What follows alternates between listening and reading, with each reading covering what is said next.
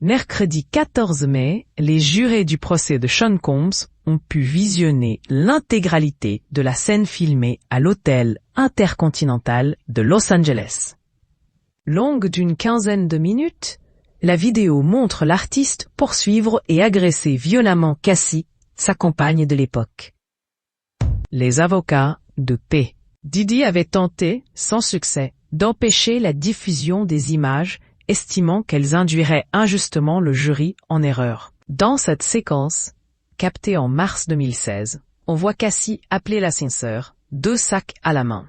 Et Diddy surgit en serviette, lui attrape la capuche, la jette au sol et la frappe. Le clip dévoilé l'an dernier par CNN ne montrait qu'une partie de l'altercation.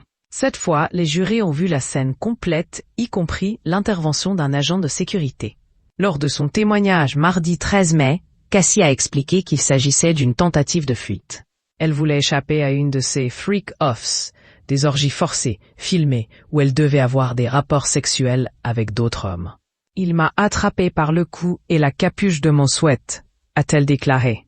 Elle a raconté que son téléphone lui avait été confisqué, comme cela arrivait souvent lorsqu'elle était punie. Elle a aussi affirmé avoir été insultée pendant l'agression. P. Diddy aurait alors crié « Tu ne vas pas me laisser là !» Le rappeur qui avait nié toute violence avait été contraint de présenter des excuses publiques après la diffusion du premier extrait. Sur les images, on voit ensuite Cassie utiliser un téléphone mural.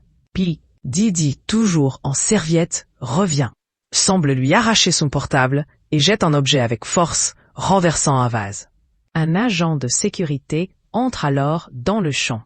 Il s'agit d'Israël Flores, témoin à la barre lundi. L'ancien employé de l'hôtel, aujourd'hui policier à Los Angeles, a raconté avoir été fixé par le regard vide, un regard diabolique, me fixant simplement du chanteur. Israël Flores a expliqué que P. Diddy avait tenté de le faire taire en lui proposant une liasse de billets. Il aurait ajouté « Ne le dis à personne ». Et le témoin, il s'agissait d'une tentative de corruption. Il a affirmé avoir refusé l'argent.